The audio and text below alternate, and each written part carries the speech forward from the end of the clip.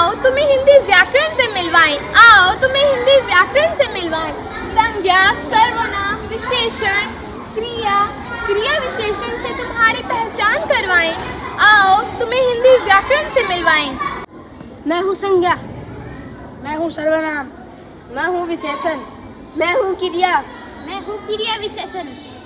किसी व्यक्ति, वस्तु, स्थान, दशा व भाव के नाम को संज्ञा कहते हैं। संज्ञा के स्थान पर प्रयोग किए जाने वाले शब्दों को सर्वनाम कहते हैं। संज्ञा या सर्वनाम की विशेषता बताने वाले शब्दों को विशेषण कहते हैं। जो शब्द किसी काम को करने होने का बोध कराते हैं उसे क्रिया कहते हैं। क्रिया की विशेषता बताने वाले शब्दों को क्रिया विशेषण कहते हैं। संज्ञा, व्यक्ति, वस्तु, स्थान।